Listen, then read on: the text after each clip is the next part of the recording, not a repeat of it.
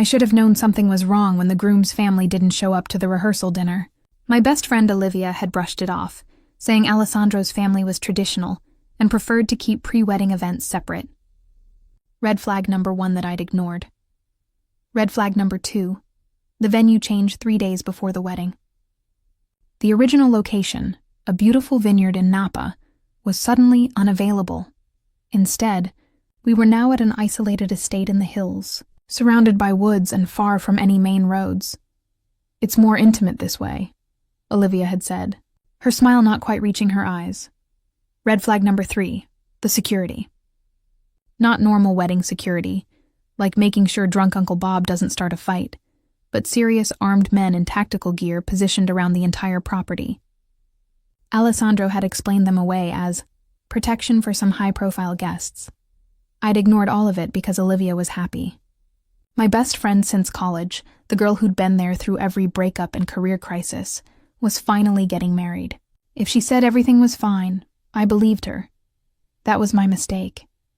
The wedding ceremony was beautiful in a gothic, slightly unsettling way. The estate's chapel was all dark wood and stained glass, with candles providing the only light. Alessandro stood at the altar in a black tuxedo, devastatingly handsome with his dark Italian features and commanding presence. His groomsmen, all large, dangerous-looking men, flanked him like soldiers rather than friends. Olivia looked stunning in her white gown, but I noticed how her hands shook as she walked down the aisle. How she wouldn't meet her mother's eyes. How the smile she gave Alessandro seemed forced. Something was very wrong. The ceremony proceeded normally enough. Vows were exchanged, rings presented, the priest pronounced them husband and wife. But when Alessandro kissed Olivia, it looked less like passion and more like possession. Then came the reception. The ballroom was elegant, crystal chandeliers, expensive floral arrangements, a band playing soft Italian music, but the guests were wrong. Alessandro's side of the room was filled with men who looked more like an organized crime convention than a wedding party. Expensive suits couldn't hide the violence in their eyes, the way they constantly scanned for threats, the bulges at their hips that suggested weapons. I cornered Olivia during the cocktail hour. "Liv, what's going on? Who are these people?" "Alessandro's family." She wouldn't look at me, her champagne glass trembling in her hand. "Your husband's family looks like the cast of The Godfather." "What aren't you telling me?" "Nothing. Everything's fine." But her eyes filled with tears. "Maya, please, just stay close to me today, okay? Don't wander off. Don't talk to anyone from Alessandro's side. Promise me, Olivia, promise me." Her grip on my arm was painful. "Please, just trust me on this," I promised, fear coiling in my stomach. What had my best friend gotten herself into? Dinner was served. A 5-course Italian feast that probably cost more than my rent. I sat at the bridal party table, picking at my food, watching Alessandro's hand possessively rest on Olivia's thigh throughout the meal. Watching how she flinched every time he touched her. "You're the best friend, yes?" A voice beside me made me jump. One of Alessandro's groomsmen had moved to the empty seat on my left. He was older than the others, maybe mid-40s, with silver threading through his dark hair and a scar bisecting his left eyebrow. Maya Chen, art gallery curator. 28 years old, single. How do you know all that? My heart was racing. We know everything about everyone close to the bride. Security measure. He smiled, but it didn't reach his cold eyes. "I'm Marco. I've known Alessandro since he was a boy. He's like a nephew to me. That's nice." I shifted in my seat, trying to put distance between us. "Tell me, Maya, has Olivia seemed happy these past few months? Excited about the wedding?" "Of course she has, because from where I sit, she looks terrified. Like she's marrying someone under duress." His eyes fixed on mine. "Would you agree?" This was a trap. I didn't know how, but every instinct screamed not to answer honestly. Every bride has pre-wedding jitters. Olivia's fine. Lying doesn't suit you. Marco leaned closer, and I smelled expensive cologne mixed with something darker. Gunpowder. "But your loyalty to your friend is admirable." "That's good. Loyalty is important in our world." "Your world? You really don't know, do you?" He laughed quietly. "Alessandro Russo, the Russo family. Your best friend just married into one of the most powerful crime families on the East Coast." The blood drained from my face. "You're joking." I never joke about family business. And as of today, Olivia is family, which means she lives by our rules, under our protection, with no way out. He stood, straightening his jacket. Enjoy the reception, Maya. It's the last normal thing you'll experience for a while. He walked away before I could respond, leaving me shaking in my chair. Crime family, Mafia. Olivia had married into the fucking Mafia. I needed to talk to her, needed to understand what was happening. But when I looked for her, I saw Alessandro leading her toward a private room off the ballroom, his hand tight on her arm, her face pale. I stood to follow, but a hand on my shoulder stopped me. I wouldn't do that if I were you. Another groomsman, younger, with dark eyes and a dangerous smile. The groom and bride need private time. You understand? Let me go. Sit down, Miss Chen. Enjoy your dessert. Everything's fine, but everything wasn't fine. Nothing about this was fine. The reception continued for another hour, toasts and cake cutting and the first dance. Olivia went through all the motions with a fixed smile, but her eyes were dead. Alessandro kept her close, his touch always on her waist, her hand, her shoulder, like he was staking his claim in front of everyone. This wasn't a wedding. It was a business transaction, and Olivia was the merchandise. Around 11 p.m., guests started leaving. The bridal party was supposed to stay for an after-party in one of the estate's lounges, but I was looking for any excuse to escape. I grabbed my clutch and headed toward the exit, planning to call an Uber from the long driveway. I made it about 50 feet from the building before two large men materialized from the shadows, blocking my path. Going somewhere, Miss Chen? One of them smiled, but it was predatory. I'm leaving. The reception's over. Not quite. Mr. Russo has requested your presence. He gestured back toward the estate. This way, please. I don't want to. It wasn't a request. His hand wrapped around my upper arm, not painfully but with undeniable strength. Walk nicely or we carry you. Your choice. Panic surged through me. You can't kidnap me. I'll scream. No one will hear you. And even if they did, no one will help you. This entire estate belongs to the Russo family. Everyone here works for us. He started pulling me back toward the building. Now move. They marched me through hallways I hadn't seen before, deeper into the estate, until we reached a study with dark wood paneling and floor-to-ceiling bookshelves. Alessandro sat behind a massive desk, his tuxedo jacket discarded, his tie loosened, a glass of whiskey in his hand. Olivia was nowhere to be seen. Miss Chen, thank you for joining me. He gestured to a chair across from him. Sit. Where's Olivia? What have you done with her? My wife is upstairs preparing for our wedding night. She's fine. This conversation is between you and me. He took a sip of whiskey. Do you know why you're here? Because your thugs dragged me? Because you're a complication. A loose end that needs to be addressed. He set down his glass, his dark eyes assessing me. You see, Olivia didn't exactly marry me willingly. Her father owes my family a considerable debt. $17 million to be precise. This marriage was the price of that debt being forgiven. My stomach dropped. You forced her to marry you? I gave her father a choice. Give me his daughter, or watch his entire family be destroyed. He chose wisely.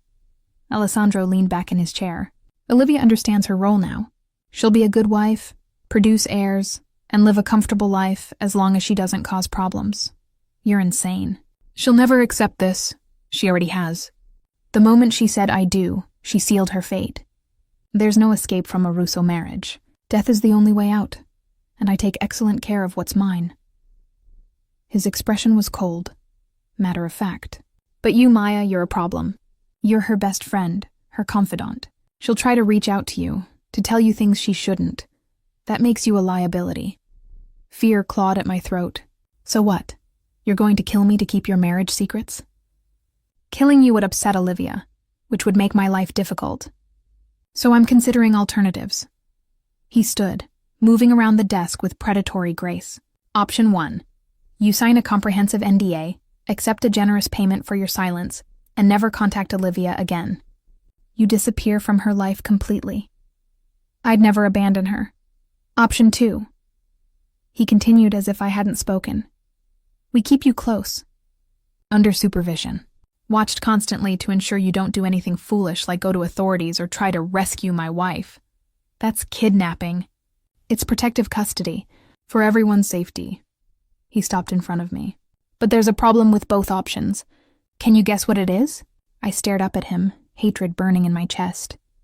That you're a psychopath who thinks he can control people? That I wasn't supposed to grab you. I was supposed to grab someone else entirely. He pulled out his phone, showing me a photo. This woman. Gabriella Russo, my cousin's daughter. She was supposed to attend the wedding, was supposed to be part of the bridal party. We had plans for her, insurance against her father's questionable loyalty. I don't understand. My men were given orders to quietly detain a member of the bridal party, a young woman, late 20s, dark hair, wearing a specific dress color. They grabbed you instead of her. He pocketed his phone. Congratulations, Maya. You're the wrong woman, caught up in something that has nothing to do with you. Then let me go. I can't. Because even though you're the wrong woman, you're actually more useful than the right one. His smile was cold. Gabriella is family. Taking her would have caused complications, political issues within the organization. But you're a civilian. No one important will come looking for you, and you have the perfect leverage, Olivia's complete devotion. The truth hit me like ice water. You're going to use me to control her. Exactly. As long as you're safe and under my supervision, Olivia will behave. She won't try to run, won't go to authorities, won't do anything that might put her precious best friend at risk. He pulled out his phone again, typing something. It's actually better this way. A fortuitous mistake that solves multiple problems. You can't do this. People will look for me. Who? Your family is on the West Coast. Your colleagues at the gallery believe you're taking a sabbatical. We'll send the resignation email tomorrow. Your apartment lease expires next month. We'll handle that too. By this time next week, it'll be like Maya Chen simply decided to start over somewhere new. His phone buzzed and he checked it. The room is ready. Let's get you settled. Room? What room? The door opened, and Marco entered with 2 other men. Boss, everything's prepared. The doctor's on standby in case she causes trouble. She won't. Will you, Maya? Alessandro's eyes held a warning. Because if you fight, if you scream, if you cause any problems whatsoever, it's Olivia who'll pay the price. I'll take every act of defiance out on my wife. Do you understand? I understood. I was trapped by my love for Olivia, by the knowledge that resisting meant she'd suffer. I understand, I whispered. Good girl. He nodded to Marco. Take her to the East Wing. Make sure she has everything she needs, and make it clear that escape attempts will have consequences. They grabbed my arms, and I didn't fight as they led me from the study. Didn't struggle as they took me through more hallways, upstairs, to a wing of the estate I'd never seen. Didn't resist as they opened a door to what looked like a luxurious bedroom. King bed, expensive furniture, attached bathroom, with one crucial detail, bars on the windows and a lock on the outside of the door, a gilded cage. A beautiful prison. Welcome to your new home, Marco said, not unkindly. Someone will bring you clothes and toiletries tomorrow. Meals will be delivered 3 times a day. You'll have supervised time outside when the weather's nice. It's not a terrible existence, all things considered. How long? My voice was hollow. How long are you keeping me here? That depends on Olivia. How well she adapts to married life. How compliant she becomes. Could be months. Could be years, he shrugged. Could be forever, if Mr. Russo decides you're too much of a risk to ever release. This is insane. This is business. And in our world, business requires insurance. Your insurance, Maya. The best kind because you actually matter to someone. He stepped back into the hallway. Get some rest.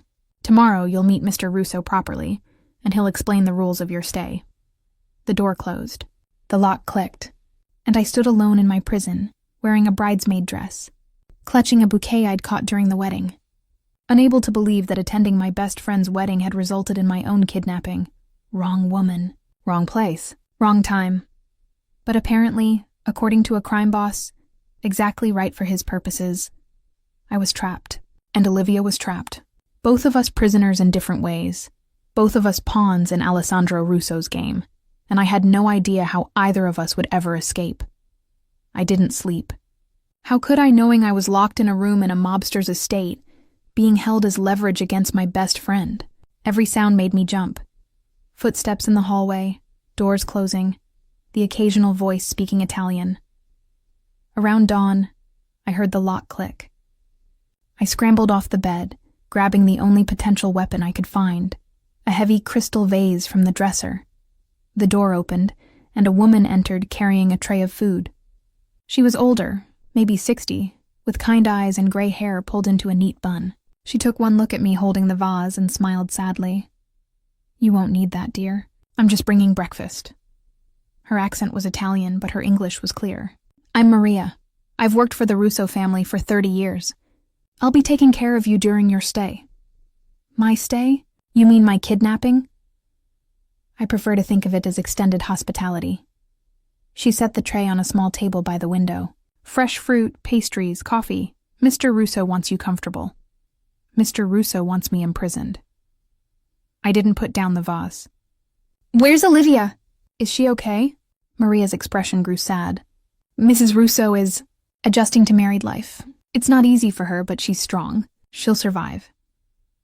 That's not exactly reassuring. It's the best I can offer. She moved toward the door. "There are clothes in the closet, toiletries in the bathroom. Everything you'll need for now. Mr. Russo will see you at 10. I suggest you eat and prepare yourself. He doesn't like to be kept waiting." After she left, I examined the room more thoroughly. The bars on the windows were solid steel, professionally installed. The door lock was heavy-duty, requiring a key from the outside. The attached bathroom had no windows at all, just ventilation. Whoever had designed this room had thought of everything. I picked at the breakfast. The food was excellent, which somehow made everything worse. Being held prisoner in luxury didn't make it less of a prison. At exactly 9:45, Maria returned with Marco. "Time to see the boss," he said. "Come quietly, or we do this the hard way." I went quietly, knowing resistance would only hurt Olivia. They led me through the estate. It was even more massive than I'd realized, with wings I hadn't seen during the wedding. We ended up in a different office from last night, this one with floor-to-ceiling windows overlooking manicured gardens. Alessandro sat behind another imposing desk, looking infuriatingly fresh in an expensive suit, despite what must have been very little sleep. His wedding night with my best friend. The thought made me sick. "Miss Chen, I trust you slept well." He gestured to a chair across from him. "I was kidnapped and locked in a room. How do you think I slept?" "Fair point." He pulled out a folder, opening it. "We need to discuss the terms of your stay. Pay attention, because I'll only explain this once. I don't want to hear... You'll hear it anyway. Or I'll have Marco hold you in that chair while I explain. Your choice." His tone was casual, but the threat was real. I sat, hatred burning in my chest. "Good. Now here are the rules." He pulled out a document. 1. You will not attempt to escape or contact anyone outside this estate. All communication is monitored. Any violation results in punishment for Olivia, not you. You're a monster. 2. You will cooperate with Maria and the staff. Any violence or resistance toward them will also result in punishment for Olivia. How long are you going to use her as a threat? As long as it works. He continued reading. 3. You will have supervised time in the gardens and library. Good behavior earns more freedom. Bad behavior restricts it further. This is insane. You can't just keep me here indefinitely. 4. Once per week, you'll have a video call with Olivia. Supervised, of course. This serves 2 purposes. It proves to her you're alive and well, and it reminds you both of what's at stake if either of you misbehaves. That got my attention. I can talk to Olivia? Briefly, under controlled conditions, and only if you both behave. He set down the document. I'm not a monster, Maya. I don't enjoy this situation, but my wife needs to understand the consequences of defiance, and you're the most effective leverage I have. So I'm a hostage. Your insurance. There's a difference. He leaned back in his chair. In time, if Olivia proves trustworthy, if you prove compliant, this arrangement can become less restrictive. Perhaps even comfortable, but that depends entirely on both of you. What if I refuse to cooperate? What if I fight you every day? Then you'll spend every day in that locked room with no privileges, no contact with Olivia, and the knowledge that your stubbornness is making her life hell. His dark eyes held mine. I don't want that, Maya. I'd much prefer you accept your situation and make the best of it. But the choice is yours. I wanted to throw something at him, wanted to scream and fight and do everything in my power to escape. But Olivia's terrified face haunted me, the way she'd begged me to stay close at the wedding, the fear in her eyes when Alessandro touched her.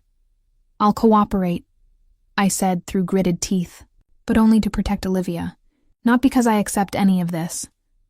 Your motivations don't concern me, only your behavior. He stood, moving to the window. You'll have your first supervised garden time this afternoon. Maria will escort you. Don't try anything foolish. And the video call with Olivia? Friday. I'll arrange it personally. He turned to face me. One more thing. My cousin Dante will be visiting the estate this week. He's curious about you.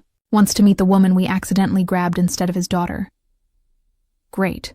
More mobsters to deal with. Dante is second in command of our organization. Powerful, dangerous, and not someone to antagonize. Alessandro's expression was serious.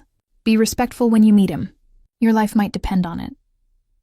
Marco escorted me back to my room, where I spent the rest of the morning pacing like a caged animal. This was my life now, locked in luxury, used as leverage, with my best friend trapped in a forced marriage, and my own freedom completely gone. That afternoon, Maria appeared with a sundress. For the garden, Mr. Russo thought you might want fresh air. The dress was beautiful. Pale blue, perfectly sized. Of course it was. They'd probably researched everything about me, knew my measurements, my preferences, my entire life. I don't want his gifts. Then wear your bridesmaid dress, but it's quite warm outside and that's much more comfortable. Maria's voice was gentle. I know this is hard, dear, but fighting every small thing will only make you miserable. She was right, which made it worse. I changed into the sundress, hating how good it felt to wear something other than formal wear. The gardens were stunning. Acres of manicured lawns, flower beds, and walking paths. Maria walked beside me while 2 guards followed at a discreet distance. Other staff worked in the gardens, but they carefully avoided looking at me. They know not to acknowledge you, Maria explained. Mr. Russo's orders. You're to have privacy during your outdoor time, but never alone. Prison rules in a beautiful setting. How thoughtful. I know you're angry. You have every right to be. Maria stopped by a fountain, gesturing for me to sit on the stone bench. But I've seen many people held by the Russo family over the years. Those who accept their situation and find ways to cope. They survive with their sanity intact. Those who fight constantly, they break. You're telling me to give up. I'm telling you to be smart, to survive. Her eyes were kind but serious. Mr. Alessandro is not the worst of the Russo men. He could be far crueler if he wished. The fact that you're in a comfortable room with privileges suggests he has some conscience. He kidnapped me, used me against my best friend, forced Olivia into marriage. That's not conscience, that's calculated cruelty. Perhaps, but it's also the world he was raised in. The only world he knows. Maria stood. Come, there's a library you might enjoy. Books help pass the time. The library was incredible. 2 stories of floor-to-ceiling shelves, comfortable reading chairs, even a rolling ladder. In other circumstances, I would have been thrilled. You can come here during the day, Maria said. The guards will always be present, but they'll stay at the door. You'll have privacy to read. I ran my fingers over the spines of countless books, classics, modern fiction, art history texts that related to my actual career. They'd stocked this library with things I'd love. He researched me thoroughly. Mr. Russo is thorough in all things. It's why he's successful. Maria moved toward the door. I'll return in an hour to take you back to your room. Please don't do anything that would force the guards to restrain you. After she left, I stood alone in the beautiful library, surrounded by books I'd normally devour, and felt the full weight of my situation crash down. I sank into a reading chair and finally let the tears come. I cried for Olivia, trapped in a forced marriage to a monster. I cried for myself, kidnapped and held as leverage. I cried for the life I'd had 3 days ago, my gallery job, my little apartment, My normal, safe existence that was now completely gone. A sound made me look up. A man stood in the doorway, not one of the guards, but someone new. He was tall, powerfully built, with dark hair and the same dangerous aura all the Russo men seemed to carry. But his eyes were different, intelligent, assessing, with a hint of something that might have been sympathy. You must be Maya Chen. His English was perfect, barely accented. I'm Dante Russo, Alessandro's cousin. I wiped my eyes, trying to compose myself. The one whose daughter I was mistaken for. Exactly. He moved into the library with casual confidence. May I sit? It's your family's house. I assume you do whatever you want. True, but I try to maintain basic courtesy. He sat in the chair across from mine, studying me with unsettling intensity. I wanted to apologize. You're here because of a mistake my people made. A mistake that's cost you your freedom. Your apology doesn't change anything. No, it doesn't. But I want you to understand that not everyone in this family agrees with Alessandro's methods.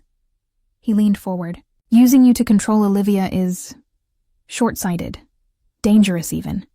It creates resentment that will eventually cause problems. Then help me escape. Help us both escape. I can't do that. Alessandro is the boss's son, heir to the organization. I can't undermine him without starting a war within the family. His expression was regretful, but I can try to make your situation more bearable. Give you more freedom, more privileges, perhaps even eventually argue for your release. In exchange for what? Nothing. This isn't a transaction. It's an attempt to correct an injustice. He stood. I'll be staying at the estate this week. If you need anything, books, art supplies, anything to make this easier, tell Maria. She'll bring it to me, and I'll ensure you get it. Why are you being kind? What's your angle? No angle. Just guilt. He moved toward the door. My daughter was supposed to be in your position. The fact that a stranger is suffering instead doesn't sit well with me. After he left, I sat in confusion. A Russo showing guilt, offering help. It didn't fit the monster narrative I'd built. But maybe that was the point. Maybe they weren't all monsters. Maybe some were just people trapped in the same violent world, making choices they could live with. That didn't make my situation any better. But it gave me something I hadn't had before. A potential ally in enemy territory. And if I was going to survive this, if I was going to help Olivia survive, I'd need all the allies I could get. The week passed in a strange routine. Mornings in my room, afternoons in the library or gardens, evenings alone with nothing but my thoughts. Maria brought meals and made small talk, carefully avoiding any discussion of Olivia or the Russo's business. The guards maintained their silent presence, always watching but never speaking. Dante visited the library twice more. Each time he brought something he thought I'd enjoy. A new art history book, sketching supplies, a tablet loaded with music. He never asked for anything in return, never pushed for information or compliance. Just small kindnesses that made my captivity slightly more bearable. You don't have to do this, I told him during his third visit. The gifts. I'm not going to suddenly think kidnapping is okay because you're nice to me. I know, but you shouldn't have to suffer more than necessary. He set down a box of expensive art supplies. I saw your work online. Your gallery curation is exceptional. You have a real eye for composition and color theory. You researched me too. We research everyone connected to family business, but I was genuinely impressed. You could have been successful anywhere, but you chose to champion emerging artists. That says something about your character. He gestured to the supplies. I thought you might want to create something while you're here. Art is therapy. Art as distraction from my imprisonment, you mean? That too. He smiled slightly. Maya, I know you hate us. You have every right to. But you're here indefinitely, possibly long-term. You can spend that time in misery, or you can find ways to cope. I'm trying to give you coping mechanisms. Why do you care? Because you shouldn't be here. Because this was a mistake that I'm partially responsible for. Because... He paused, choosing his words carefully. Because I see my daughter when I look at you. Young, innocent, caught up in family politics through no fault of your own. If she were in your position, I'd want someone showing her kindness. Your daughter was the original target. For what? The same leverage play Alessandro's using on Olivia. Dante's expression darkened. My brother made some questionable decisions. Alessandro wanted insurance against my family's cooperation. Taking Gabriella would have ensured my brother's loyalty. By terrorizing his daughter, how noble. I never said our world was noble. Just that it's the world we have. He stood to leave. Friday, you'll talk to Olivia. She's been asking about you constantly. Try to stay strong for her. She needs to know you're all right. After he left, I stared at the art supplies, torn between pride and pragmatism. Drawing would help pass time, would give me something productive to focus on besides my anger and fear. But accepting Dante's gifts felt like acceptance of my situation. Finally, pragmatism won. I opened the supplies and started sketching the view from my window, the gardens, the distant woods, the bars that kept me from freedom. Friday arrived with agonizing slowness. Maria appeared at 10 a.m. with a dress, not the sundresses I'd been given for garden time, but something nicer. For your call with Mrs. Russo, Mr. Alessandro wants you to look well cared for. So Olivia doesn't worry? So she knows you're being treated properly, yes. Maria helped me with my hair, styling it in a way that hid how tired I looked from stress and poor sleep. There now. You look lovely. Marco escorted me to a different office, smaller, more intimate, with a large computer screen set up on the desk. Alessandro stood by the window, phone to his ear, speaking rapid Italian. He ended the call when he saw me. Miss Chen, sit. We'll connect with Olivia momentarily. He moved behind the desk, typing something. Rules for this call. No discussing escape plans, no coded messages, no saying anything that might upset my wife. This is a check-in to prove you're alive and well. Nothing more. What if I break these rules? The call ends immediately, and you don't get another one for a month. And Olivia suffers consequences. His dark eyes held no mercy. Not if you understand, I nodded, hating him with every fiber of my being. The screen flickered to life, and there she was. Olivia, wearing an expensive dress, her hair perfectly styled, sitting in what looked like a luxurious living room. She looked beautiful and hollow. Maya, her eyes filled with tears. Oh my God, Maya, are you okay? I'm fine, Liv, I promise. They're treating me well. I forced a smile. How are you? How's married life? It's good. Everything's good. But her smile was as fake as mine, her eyes showing the lie. Alessandro is very attentive. Code for controlling. Possessive. I understood what she couldn't say with him, likely watching her end of the call. I miss you, I said honestly. Miss our coffee dates and gallery visits, and I miss you too. A tear escaped, which she quickly wiped away. Maya, I'm so sorry. This is all my fault. If I'd been honest with you about who Alessandro was... Don't. This isn't on you. I glanced at Alessandro, who was watching our call with calculated interest. We'll get through this, both of us. We just have to be strong. I want to see you. Alessandro says maybe in a few weeks, if we both behave, I can visit you at the estate. Her expression was desperate. Please behave, Maya. Please just do what they say. I can't... Her voice broke. I can't handle knowing you're suffering because of me. I'm not suffering. Look. I gestured to myself, to the nice room visible behind me. Comfortable accommodations, good food, even a library. It's like a very restrictive spa retreat. She laughed despite her tears, recognizing my attempt at humor. Only you could find a positive spin on being kidnapped. It's a gift. I leaned closer to the camera. Liv, I need you to promise me something. Take care of yourself. Don't do anything dangerous or reckless. We'll figure this out, but only if we both survive it, okay? Okay, I promise. She glanced off camera, and I knew Alessandro must be there. I have to go. But Maya, I love you. You're my sister in every way that matters. I love you too, always. The screen went dark. I sat staring at it, at the ghost of my best friend's terrified face, and felt rage building inside me.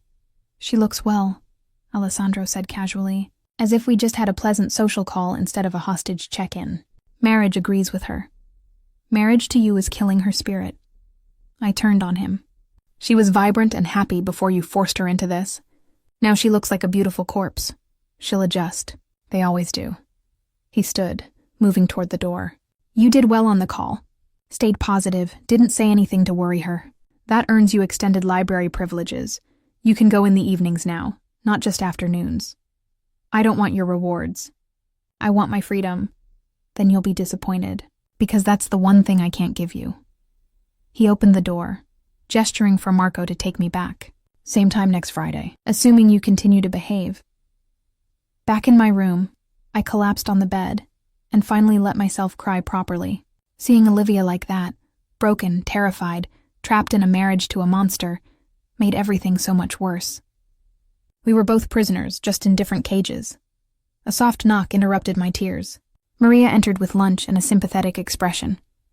I heard the call went well. It was horrible. She's miserable and I can't help her.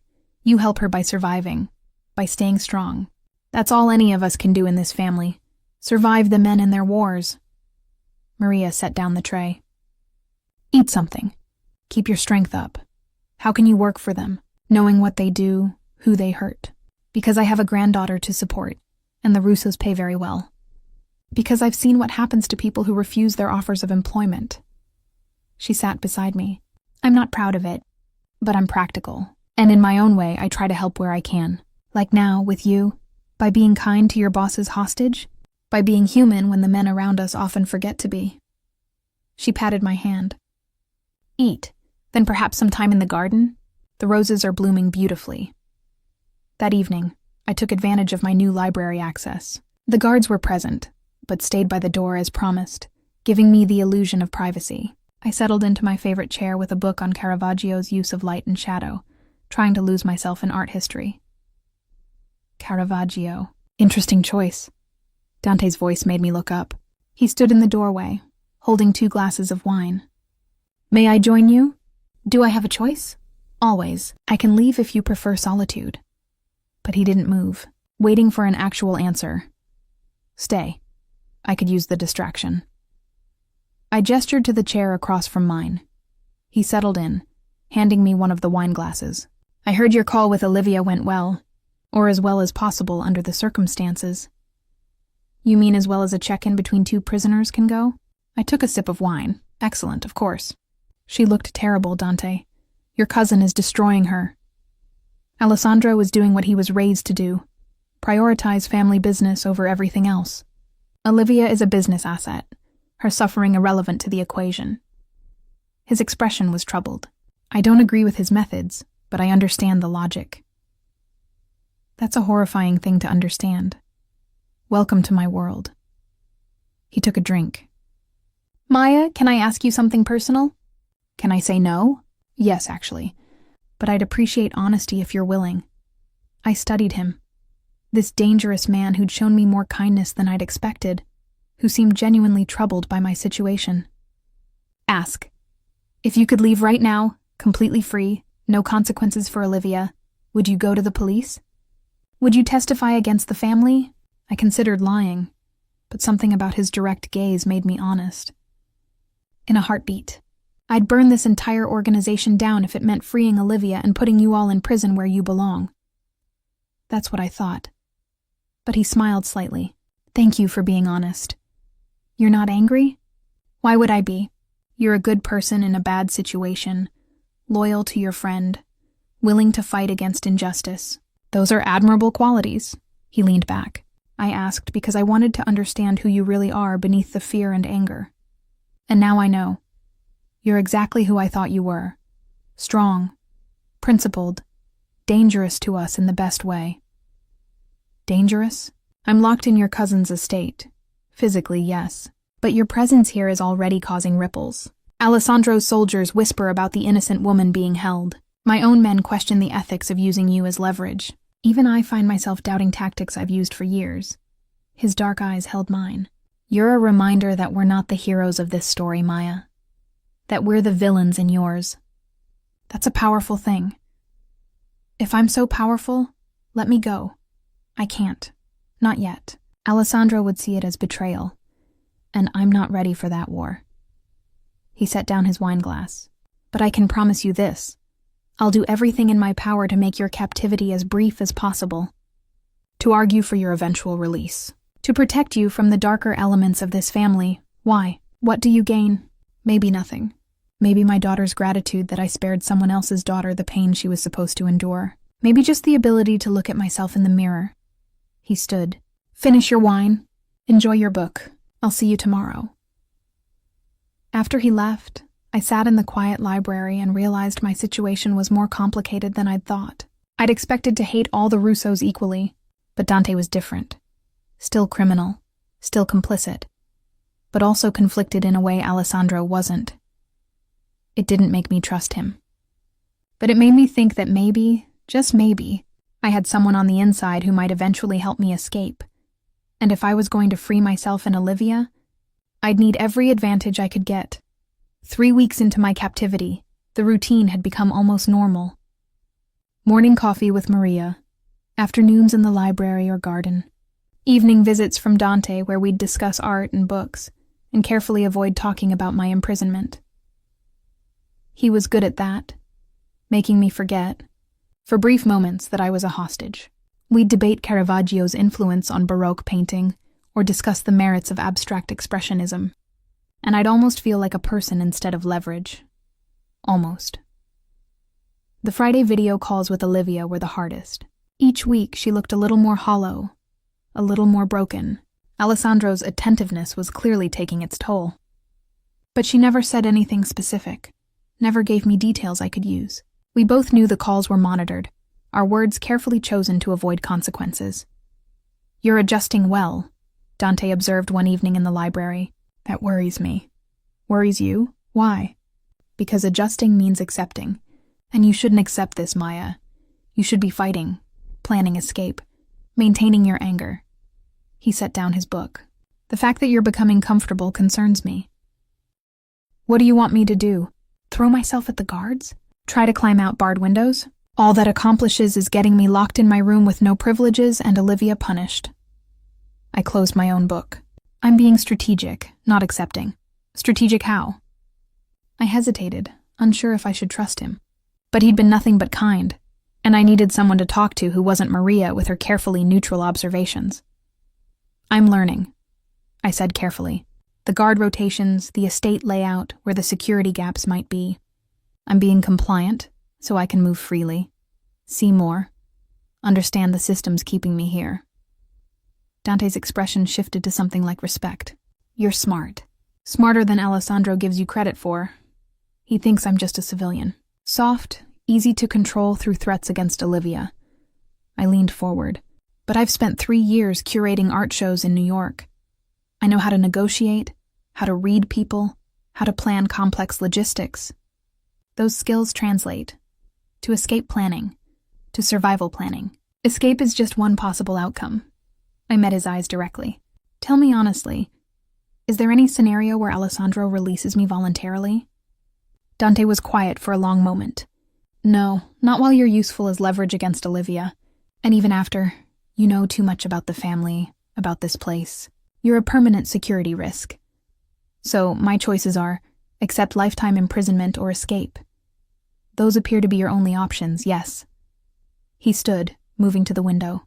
Maya, if you're planning something, be very careful. Alessandro's security is extensive. One mistake and you'll never get another chance. Why are you telling me this? You should be reporting my plans to him. Should I? He turned to face me. I told you.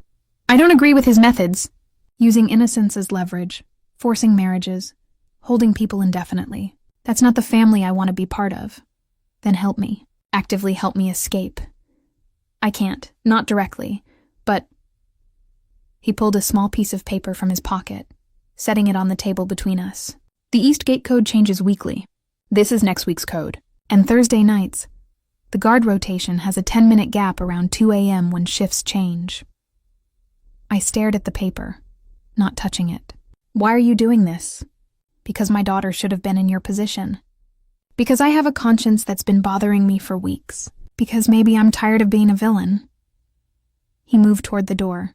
I was never here. We never had this conversation. And Maya, if you use that information, you'll have one chance. Make it count. He left before I could respond. the paper sitting on the table like a grenade. Help. Real, concrete help from inside the organization. But was it a trap? A test of my loyalty or compliance? I couldn't know for certain, but I palmed the paper and hid it in my room, memorizing the code and the timing. Thursday night, 2 a.m. Eastgate. If I was going to escape, that was my window. But I couldn't leave without Olivia. Over the next few days, I became more observant during my supervised time. The east gate was visible from the garden. I could see the guard post, the camera angles, the distance I'd need to cover. It was maybe 200 yards from my room's window to that gate. All of it open ground except for some ornamental trees. "You're thinking very hard about those roses," Maria observed during my Wednesday garden time. "Something on your mind?" "Just appreciating the view. I never had a garden in New York. Barely had a window box." I forced a smile. "It's one of the few nice things about being here." "Only a few nice things?" She seemed disappointed. "I hoped you were finding some peace, some acceptance." "How do you accept being a prisoner, Maria? How do you make peace with that?" She was quiet, pruning a rose bush with careful precision. "You find what joy you can in small moments. A beautiful garden, a good book, a kind conversation. You survive by not thinking about what you've lost, only what you still have." "That sounds like giving up. It sounds like being realistic." She moved to another bush. "I've seen many people held by this family over the years, dear.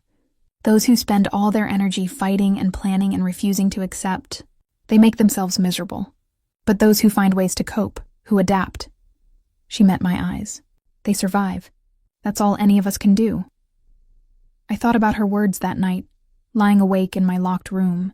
Was escape realistic? Or was I clinging to a fantasy that would only make my situation worse if I failed? But then I thought of Olivia's hollow eyes on our video calls, of Alessandro's cold assessment of her as a business asset, of the life I'd had before, my gallery, my apartment, my freedom. I couldn't accept this. Wouldn't become someone who found peace in captivity. Thursday arrived with agonizing slowness. I went through my normal routine, trying not to seem different or suspicious. Library in the afternoon, dinner in my room, the usual evening check-in from Marco to ensure I was secured for the night. "Sleep well." "Miss Chen," he said as he locked my door at 10 p.m. I waited until midnight, then got dressed in the darkest clothes I had, black leggings and a dark blue sweater. I'd been collecting small items over the weeks, a butter knife from breakfast that I'd sharpened on the stone windowsill, a scarf that could be used as rope, a small flashlight Maria had given me for reading in bed. Not much, but it was something. At 1:55 a.m., I stood at my window, watching the guard posts. Right on schedule, the East Gate guard walked away, heading toward the main building. The replacement hadn't arrived yet. This was it. My chance. The window bars had been my biggest obstacle, but I'd noticed they were bolted into the frame, not welded. 3 weeks of working the bolts loose with my butter knife, a few millimeters each night, had finally paid off. I pushed, and the entire bar assembly came free. The gap was barely wide enough, but I'd lost weight during my captivity, stress killing my appetite. I squeezed through, dropping the 8 feet to the garden below. The impact jarred my ankles, but I rolled with it, staying low in the flower beds. No alarm, no shouts. I'd made it out of the room. Now for the hard part. I ran, keeping to the shadows of the ornamental trees, heading for the East Gate. 200 yards felt like 2 miles, every second expecting to hear guards, alarms, dogs, but I made it. The gate loomed before me, keypad glowing in the darkness. I punched in the code Dante had given me, praying it was real. The lock clicked. The gate opened. Freedom was 10 feet away. "Going somewhere, Miss Chen?" Alessandro's voice came from behind me, cold and amused. My blood turned to ice. I spun to find him standing 20 feet back, flanked by Marco and 4 other guards. All armed, all between me and any escape route. How did I know? Because Dante told me about your little conversation. Because I've been watching you work those window bolts loose for weeks. Because I wanted to see if you'd actually try to escape.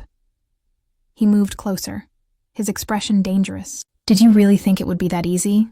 That my own cousin would betray me to help a hostage? It was a trap. All of it." The realization hit like a physical blow. "You set me up. I gave you rope to hang yourself with. And you took it," He nodded to the guards. Take her to the basement. The real accommodations for prisoners who can't be trusted. No, please. They grabbed me and I fought, but it was useless against 4 large men. Alessandro, I'm sorry, I won't try again. You're right. You won't, because you won't have the opportunity. He pulled out his phone, and I heard it ring on speaker. Yes? Olivia's sleepy voice answered. Hello, wife. I'm calling to inform you that your dear friend Maya just attempted to escape. I'm very disappointed. No, Alessandro, please. Olivia's voice turned to panic. She didn't mean it. She was scared. Please don't hurt her. I'm not going to hurt her. I'm going to hurt you. Tomorrow night. You'll learn what happens when my prisoners misbehave. And Maya will spend the next month in isolation, knowing your suffering is her fault. He ended the call despite Olivia's screaming pleas. You bastard. I tried to lunge at him, but the guards held firm. Take her down. Solitary confinement? No privileges? No contact with anyone except Maria bringing food once a day? He turned to walk away, then paused. Oh, and Maya. Dante sends his regards. He's quite pleased with himself for how convincingly he played the sympathetic cousin. Really had you fooled. They dragged me into the estate, downstairs I'd never seen, to a basement level that was nothing like my comfortable room upstairs. This was a real prison. Concrete floors, bare walls, a single cot, and a bucket in the corner. They threw me inside, slamming the heavy door. A slot at the bottom, presumably for food. A bare bulb in the ceiling, controlled from outside. No windows. No way to tell time except by meals. This was punishment. Real punishment for daring to try to escape. And Olivia would pay the price for my defiance. I sank onto the cot, the rough blanket scratching my skin, and finally understood the full extent of Alessandro's control. He'd let me think I had a chance, let me plan and hope and try, just so he could crush that hope and remind me of my complete powerlessness. Dante hadn't been an ally. He'd been bait in a trap, playing his role perfectly. I'd been so stupid, so desperate to believe someone in this family had a conscience that I'd fallen for the oldest trick in the book, the sympathetic captor who offers help. In the darkness of my cell, with Olivia's screams still echoing in my ears, I realized something important. If I was going to survive this, if I was going to help Olivia, I couldn't trust anyone. Not Maria with her kind words, not Dante with his false sympathy, not even my own hope. I was alone, truly alone, and I just made everything so much worse. I lost track of time in the cell, without windows or a clock. With only the single meal Maria pushed through the slot each day, I couldn't tell if days or weeks were passing. The light stayed on constantly, making sleep difficult. The concrete floor was cold, the cot barely softer than stone. This was designed to break me, and it was working. Maria never spoke during food delivery, just slid the tray through, collected the empty one, and left. I tried calling to her, begging for information about Olivia. Orders, probably. Keep the prisoner isolated, let her suffer in silence. I counted meals to track days.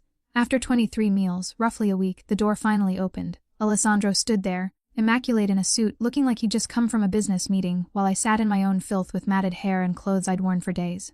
Have you learned your lesson? He asked conversationally. Where's Olivia? What did you do to her? Answer my question first. Have you learned that escape is impossible?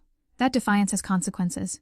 I wanted to spit at him. Wanted to scream that I'd never stop trying, never accept this. But I thought of Olivia, of what she might be suffering because of me, yes. I said quietly. I learned. Good. He gestured to Marco, who stood behind him. Take her upstairs. She can have her old room back. Under increased security, of course. They hauled me out of the cell, my legs weak from inactivity. I stumbled, and Marco caught me with surprising gentleness. Easy. You need food and a shower. You look like hell. I've been in hell, I muttered. Back in my original room, I found everything exactly as I'd left it, except the window now had no bars at all, just solid glass that clearly wouldn't open. And a camera had been installed in the corner, its red light blinking steadily. No more privacy. Alessandro said from the doorway. Someone will be watching you at all times, bathroom included. Any future escape attempts will be detected immediately. You're not even pretending this is hospitality anymore. No need. You've shown your true nature. Someone who'll take advantage of any perceived weakness. So now we treat you like the prisoner you are. He nodded to Maria, who'd appeared with towels and fresh clothes. Clean up, you smell offensive. Then we'll have a conversation about your future here. After he left, Maria helped me to the shower, staying in the bathroom while I washed, both for the camera requirement and to ensure I didn't collapse. I was weaker than I'd realized, a week of minimal food and no movement taking its toll. I'm sorry, Maria said quietly as I dried off. I wanted to speak to you to bring you better food, but Mr. Russo forbade it. Said you needed to understand consequences. Olivia. Please tell me about Olivia. Maria's expression grew sad. She's not well. Mr. Russo was quite harsh with her after your escape attempt. I don't know details, but I've heard her crying at night. Seen bruises she tries to hide. My stomach dropped. He's beating her because of me. He's reminding her of her place. Of what happens when his rules are broken. Maria helped me into clean clothes. A simple dress. Comfortable but unremarkable. Mrs. Russo asks about you constantly. Begs to see you. But Mr. Russo refuses until he's satisfied you've both learned your lessons. I sat on the bed, exhaustion and guilt overwhelming me. I made everything worse. I should have just stayed compliant, accepted the situation. Then you wouldn't be you? You'd be broken, like so many others they've held.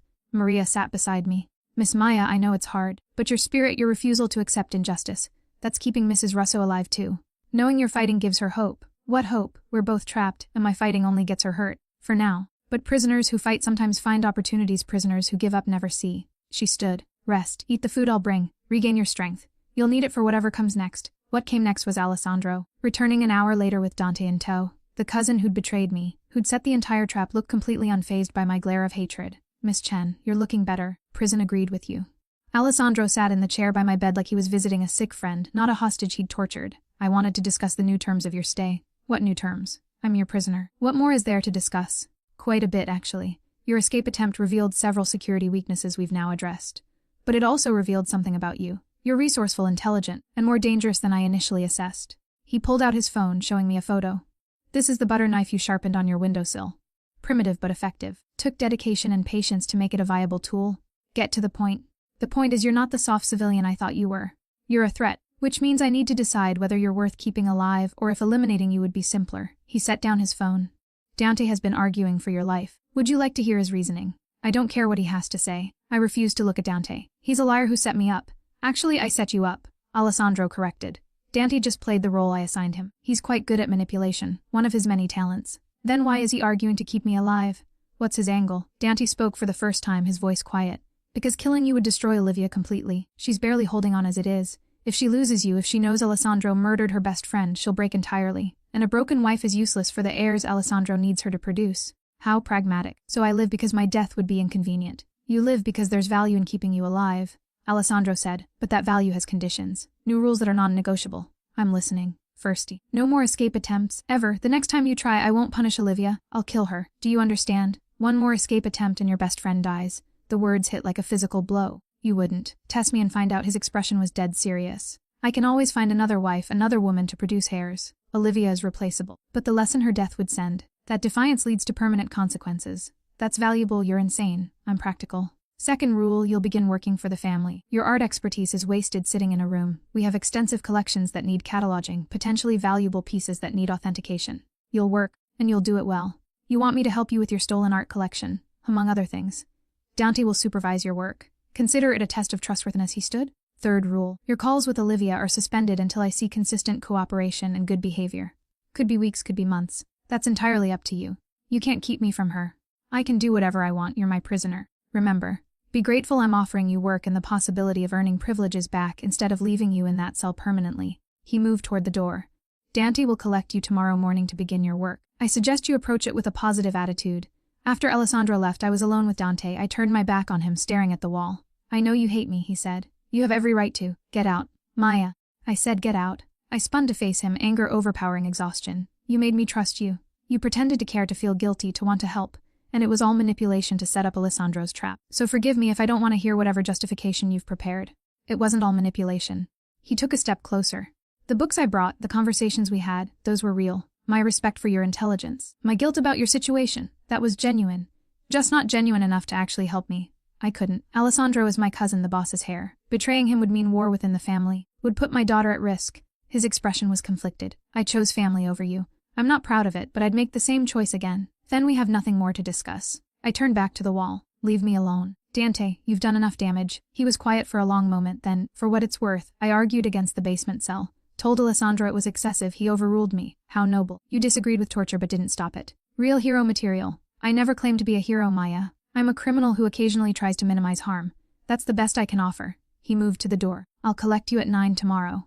We'll start with the art authentication work. Try to see it as an opportunity, more freedom, more movement, more chance to see areas of the estate you haven't accessed before, more chance for you to watch me and report back to Alessandro. Yes, that too. At least he was honest about it. But also a chance for you to use your actual skills, to do work you're good at. That's not nothing, Maya. In captivity, small dignities matter. After he left, I lay on my bed and stared at the camera's blinking light, knowing someone was watching my every move. No privacy, no freedom, no hope of escape without getting Olivia killed. This was my life now, and I had to find a way to survive it without losing myself completely. The next morning, Donnie arrived exactly at 9, accompanied by Marco. Ready to work? Do I have a choice? No, but you can choose your attitude about it. He led me through corridors I'd never seen, deeper into the estate's sprawling complex. We ended up in what looked like a private museum, climate-controlled rooms filled with paintings, sculptures, antiquities displayed with professional care. This is the Russo collection. 3 generations of acquiring art, some legitimately purchased, some, he paused diplomatically. Acquired through other means, it needs proper cataloging, authentication, and appraisal. That's where you come in. I stared at the collection, my art historian brain automatically assessing what I saw. Renaissance paintings, Baroque sculptures, even what looked like an original Monet.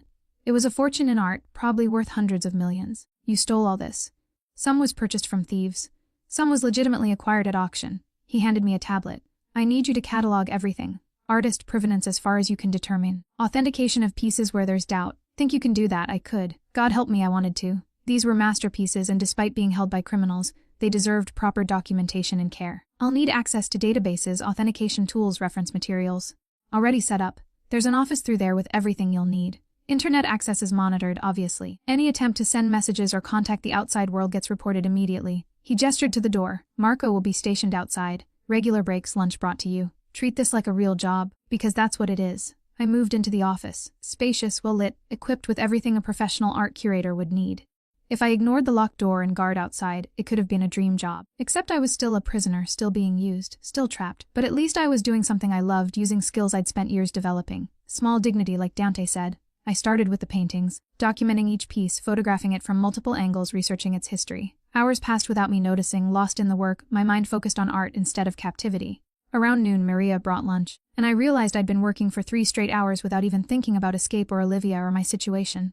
You look happy, Maria observed. More alive than I've seen you.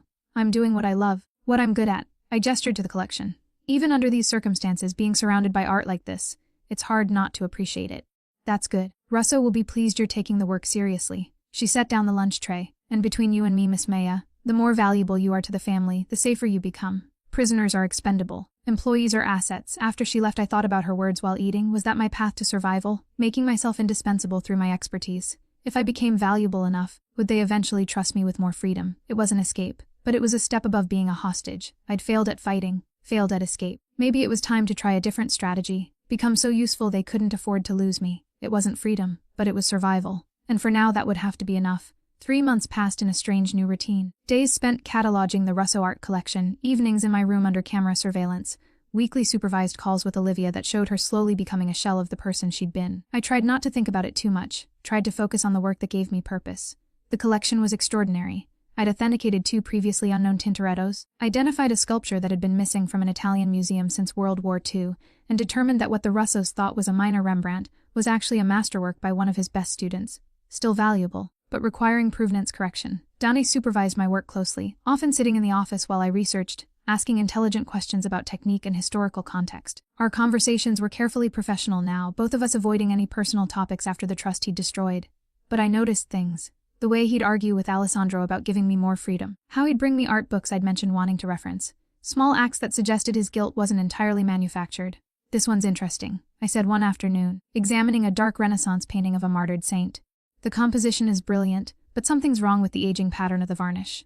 Dante moved to look over my shoulder. Meaning this might be a very good forgery, maybe from the 1800s. I pulled up reference materials on the tablet. See how the craquelure, the fine cracks in the paint, follows too regular a pattern. Natural aging is more random. This was artificially aged to look period appropriate. How much would it be worth, as a forgery? Still considerable if it's 19th century. Historical forgeries have their own value as examples of period technique. I made notes on the documentation, but nowhere near what you'd get if it were authentic Renaissance. Someone in your family got conned, probably paid millions for a well-executed fake. Alessandro won't be happy about that. The truth rarely makes people happy, but it's still the truth. I saved my findings. That's part of why you wanted an actual expert doing this, right? So you'd know what you really have instead of operating on assumptions and forged provenances. Among other reasons. He moved to the window. Maya, I need to tell you something. About Olivia. My heart clenched. What about her? Is she okay? She's pregnant. Alessandro confirmed it yesterday. She's due in 6 months. The world tilted. Olivia pregnant with her captor's child. Tied to him permanently now, not just by forced marriage but by a baby. Does she want it? I asked quietly. Did he give her a choice? What do you think? His expression was grim. Alessandro wanted heirs. Now he's getting one. Whether Olivia wants to be a mother under these circumstances is irrelevant to him. This is horrible. She's trapped forever now. Yes, but it also means she's more valuable to him. He'll protect her more carefully, ensure she has the best medical care, reduce her stress levels. Dante turned to face me, and he's agreed to let you see her. In person, not just video calls. Hope flared, painful and desperate. When?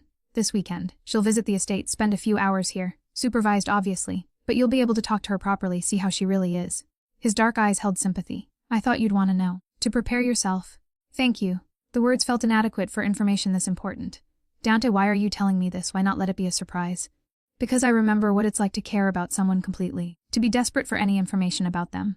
Something vulnerable crossed his face. When Gabriella was little and her mother and I divorced, I'd wait for any scrap of news about her. You protected Gabriella by betraying me. By helping Alessandro trap me. I know, and I'll carry that guilt forever. He moved toward the door. But maybe I can make small amends. By giving you information when I can. By arguing for privileges you've earned. By being honest about what's happening even when the truth is painful. After he left, I sat alone with the weight of Olivia's pregnancy. My best friend, carrying the child of a man who'd forced her into marriage, who beat her when she disobeyed, who kept me prisoner to control her. That baby would be born into this world of violence and crime, raised by the Russo family, taught their twisted values. Unless we could escape. Unless there was still a way out. But I'd tried that once and it had only made everything worse. Now Olivia was pregnant, more vulnerable than ever. Any escape attempt that put her, the baby, at risk was unconscionable. I was trapped by my love for her, by the knowledge that my actions directly affected her suffering, and Alessandro knew it, used it, weaponized it against both of us with surgical precision. Saturday arrived with agonizing slowness. Maria helped me dress in something nice, a soft blue dress that Alessandro had apparently purchased for the occasion. You'll want to look well for Mrs. Russo. Show her you're being treated appropriately. So she doesn't worry, you mean? So she stays compliant? Yes, dear, exactly that. Maria's expression was sympathetic. I know it's hard, but Mrs. Russo loves you. Seeing you healthy and safe will give her peace, even if the circumstances are terrible. They brought me to a sitting room I'd never been in. Elegant, comfortable, with large windows overlooking the gardens. Alessandro was already there, looking relaxed in casual clothes, a glass of wine in hand. Miss Chen, thank you for joining us, as if I'd had a choice. Olivia should arrive shortly. A few ground rules for your visit. Of course there are rules. You'll sit here. He gestured to a chair positioned across from the sofa. Olivia will sit on the sofa beside me. You may talk freely about general topics, the pregnancy, your work, memories you share. But no discussion of escape plans, no attempting to pass her messages or coded information. Understood. Marco will be present throughout. If he determines the conversation is becoming inappropriate, he'll end the visit immediately. Alessandro sipped his wine.